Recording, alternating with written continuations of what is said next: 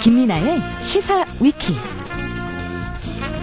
김민아 기자 어서 오십시오. 안녕하세요. 오늘 시사위키 첫 번째 항목은요.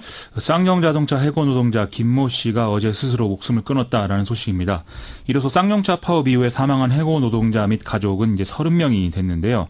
김모 씨는 그동안 생활고와 파업 당시의 트라우마로 좀 노조 활동에 결합을 해오지 못하다가 최근에 이제 경찰 인권침해 사건 조사위의 인터뷰에도 응하고 또 1인 시위에 참여하고 하면서 좀 복직 의사를 강하게 피력해 왔다는데 참 안타까운 소식입니다. 안타깝습니다. 노조 입장 내놨죠? 금속노조 김득중 쌍용차 지부장은 회사가 복직 시한만이라도 알려줬다면 또 정부가 2009년 국가폭력 문제를 조금이라도 더 빨리 조사해 해결했더라면 이런 일이 일어나지 않았을 것이다. 이렇게 얘기를 하고 있는데요. 문제는 이런 일이 이 반복되지 않으리라는 그런 보장이 없다는 것입니다. 지금 가장 큰 문제가 이제 닥치는 대로 밤낮 없이 일하는 이런 좀 생활의 불안정 이것들이 지금 문제인데요. 이 해고 노동자들의 경우에는 지금 이력에 쌍용차 파업에 참여한 이런 것들이 있기 때문에 재취업이 사실상 안 되는 그런 상황이고 그래서 밤낮 없이 불안정 노동을 해야 되는 그런 상황이 있는 것이거든요. 그래서 복직만이 희망인 상황인데 그게 이제 불확실하니까 이런 이제 사건이 벌어졌다. 이런 얘기입니다. 일단 원칙적으로 복직에 합의는 해놨는데 이게 안 되고 있는 거죠?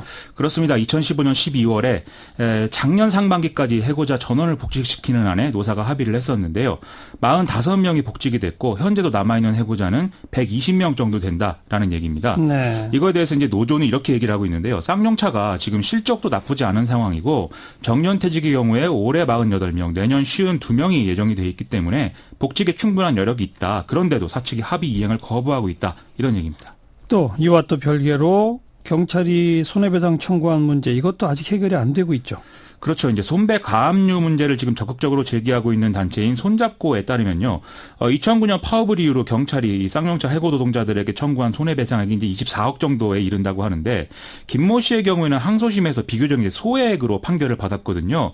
그런데도 경찰은 대법원 상고 대상자에 포함을 시켜서 이것도 큰 심리적 압박이 됐을 것이라고 우리가 봐야 될 것 같습니다. 아예 경찰이 그 소송을 철회할 가능성은 없어요? 지난해 말에 이 당시 이철성 경찰청장이 이 소송 취하에 사실상 반대 의사를 밝힌 바 있고요. 또 이제 같이 봐야 될 일이 경찰이 세월호 참사 1주기 집회에 참가한 시위대를 상대로 지금 1억 원대 손해배상 소송을 제기하는 상태거든요. 근데 법원이 좀 상호 유감을 표현하는 선에서 이렇게 조정 결정을 이제 내렸었는데 이걸 또 경찰이 거부한 바 있습니다. 그래서 이런 사례가 앞으로 쌍용차 등의 어떤 소송에도 영향을 미칠 것이다. 이런 얘기 나오고 있습니다. 그리고 바로 이 쌍용차 문제는 양승태 사법부의 그 재판거래 의혹 대상 사건 가운데 하나죠. 그렇습니다. 쌍용차 해고자들은 1심에서는 이제 패소했지만 2014년 2심에서는 해고할 만큼의 긴박한 경영상 이유가 없었다라면서 이제 사법부가 해고자들의 손을 들어줘서 좀 희망을 볼 수 있다 이렇게 얘기를 했었거든요. 그랬죠. 그렇지만 9개월 후에 대법원이 국제금융위기 등을 볼 때 회사의 판단은 정당했다라고 판결을 하면서 최종적으로 이제 패소를 했습니다. 최근 공개된 법원 행정처의 문건을 보면은 이 판결에 대해서 노동시장 유연성 확보에 기여했다 이렇게 써 있거든요. 그래서 이게 결국 상고법원 도입 을 위한 거래의 어떤 소재가 된 거 아니냐 이런 의혹이 나올 수밖에 없다는 것이죠. 어쨌든 그 해고자 복직 또 손배 문제 이 정부나 정치권이 좀 역할을 해야죠. 정부가 일단 어떤 형태로든 적극적으로 중재에 나서서 해고자 복직이 되도록 해야 될 것 같고요. 국회도 국정조사라든지 또는 진상규명 이런 것들을 할 수 있는 좀 기구를 만들어야 될 것 같고 그걸 통해서 2009년 당시에 폭력 진압의 어떤 진상규명 그리고 책임자 처벌 이런 것들을 추진해야 될 것 같습니다. 그리고 정리해고 요건을 대폭 강화하는 입법 등의 후속 조치도 필요하고 이 노동자들의 어떤 그 심리적 트라우마 이런 거를 치유할 수 있는 어떤 지원 이런 것들도 좀 고려해봐야 되지 않나 이런 생각이 듭니다. 그런데 지금 정부도 정치권도 별로 움직이질 않고 있네요. 그래서 좀 답답합니다. 정권이 바뀌었는데도 말이죠. 자, 시사위키 두 번째 항목은요. 지방선거 때 화제였던 신지혜 녹색당 서울시장 후보 벽보를 훼손한 30세 남성이 경찰에 붙잡혀서 어제 기소 의견으로 송치가 됐습니다. 잡혔군요. 그렇습니다. 이 사람은 지난 2일 새벽 4시 반부터 2시간 넘게 강남 일대에 붙어있는 신지혜 당시 후보의 벽보 20개를 잘라서 하수구 등에 버렸다라고 합니다. 새벽에 그렇게까지 한 이유가 뭐랍니까? 이 범인이 이제 별다른 직업을 갖고 있지 않다고 하거든요. 경찰 조사에서 여건이 신장되면 남성 취업이 어려워질 것으로 생각했다. 이렇게 얘기를 했다는 건데요. 아이고, 예. 녹색당은 이를 두고 이게 단순한 공직선거법 위반 사건이 아니라 여성 혐오 범죄임이 드러난 것이다. 이렇게 얘기를 하고 있습니다. 범인은 지금 경찰에 정신병력 진단서를 제출한 상태다라고 합니다. 이거 어떻게 봐야 됩니까? 실제로 통계를 보면은 여성이 여전히 뭐 차별적 대우를 받고 있다. 이 점은 계속 확인이 되는 것이거든요. 예. 2018년 5월 통계청 자료 기준으로 보면은 전체 고용률이 한 61% 정도인데 남성은 71%를 좀 넘고 있고 여성은 이제 52%에 못 미치고 있다는 것이죠. 예. 또 더군다나 여성은 출산이나 육아로 인한 경력 단절 문제도 있기 때문에 더 불리한 상황이고 그래서 보면은 정부나 기업의 고위직들 보면 죄다 남성이기 때문에 여전히 이제 여성의 입장에서는 기울어진 운동장이라는 게 확인이 된다는 겁니다. 오히려 이 청년 실업의 심각성, 이 문제가 반영된 거 아닐까요? 그렇습니다. 이게 이 범인이 자기가 취직이 안 되다 보니까 원인은 이제 뭐 여권 신장, 페미니즘 뭐 이런 데서 찾은 거 아니겠습니까? 네. 청년 실업률이 올해 3월부터는 10%를 넘어간 상태고요. 그 상황이 쭉 유지가 되고 있다고 봐야 되고 또 체감 실업을 보여주는 확장 실업률의 경우에는 23%를 넘어서 참 심각하다 이런 평가가 계속 나오고 있습니다.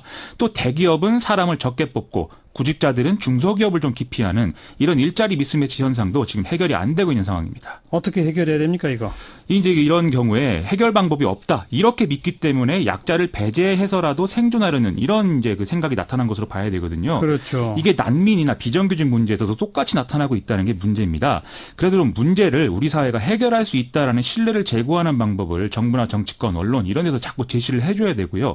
또 탈락자에 대한 사회 안전망 강화가 좀 정책적으로 지원이 돼야 됩니다. 동시에 약자를 배제하는 것으로는 결국 문제를 악화시킬 뿐이다라는 것을 좀 우리 스스로 깨달을 필요가 있겠고요.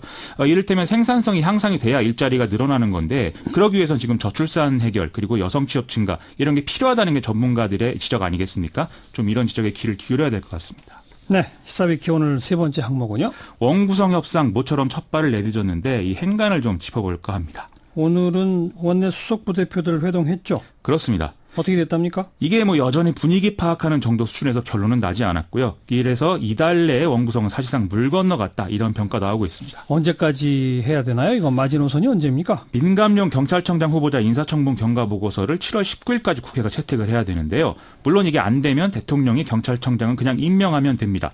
더 큰 문제가 대법관 임명인데요. 7월 초에 대법원장이 임명 제청안을 국회로 보내면은 20일 안에 처리를 해야 되거든요. 예. 이걸 청문회 할 것까지 감안하면 결국 7월 초에는 원구성 완료가 돼야 되는 상황인 것이죠. 네.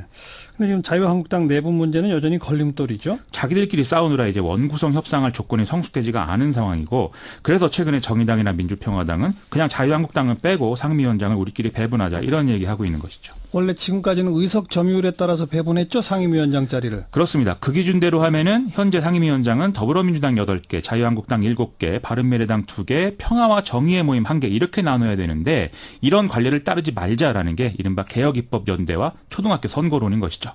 구체적으로 어떻게 하자는 거죠, 그러니까? 개혁입법 연대를 하면은 법률권이 국회 다수파가 되는 것인데 그 얘기는 상임위 내에서도 다수파가 형성된다는 거 아니겠습니까? 네. 그런 상태에서 뭐 짜고 치는 고스톱식으로 하지 말고 원칙대로 국회의장단과 상임위원장 선출을 하면 다수파가 다 독식할 수 있다. 뭐 이런 얘기인 것이죠. 의장 따로 뽑고 부의장 따로 뽑고 상임위원장 따로 뽑고 그렇습니다. 그렇게 하면 전부 다 뭐 더불어민주당이나 또 예. 민주평화당, 정의당에서 차지할 수 있다. 그런 얘기인 것이죠. 너무 극단적인 거 아니에요?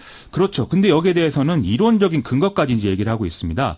미국의 경우에는 원내 다수당이 그냥 상임위원장을 독식을 하도록 되어 있는데 큰 문제가 없이 의회가 운영된다. 이런 얘기인 것이죠. 그건 뭐 미국의 경우고. 그렇죠.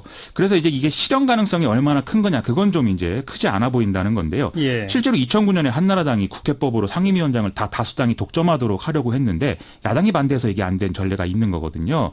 그래서 이런 얘기가 나오는 거는 자유한국당과 더불어민주당을 동시에 압박하는 카드다. 이렇게 봐야 될 것 같습니다. 자유한국당을 압박한다. 그건 이해가 되는데 더불어민주당을 압박한다는 건 무슨 말이에요?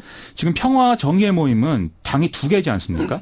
그래서 앞서 말씀드렸듯 관례대로 배분하면은 상임위원장은 1개만 배분되니까 나머지 한 당은 이제 소외가 될 수밖에 없는 거죠. 아하. 이걸 방지하기 위해서는 최소한 1개를 더 확보할 필요가 있는데 자유한국당의 경우에는 김성태 원내대표 입지가 좀 흔들리고 있어서 자기들에게 불리한 협상을 하기가 쉽지 않은 조건이라는 거죠. 그러면 더불어민주당이 1개를 양보하거나 지금 있는 상임위를 좀 쪼개서 개수를 늘리거나 하는 결단을 해야 된다. 이런 얘기입니다. 그래서 이런 뭐 개혁 입법 연대도 결국은 민주평화당하고 정의당이 하나씩 더 상임위원장을 가지려고 하는 의도도 있다. 이런 얘기 나오고 있습니다. 그렇군요. 알겠어요. 수고하셨어요. 고맙습니다. 김민아 기자였어요.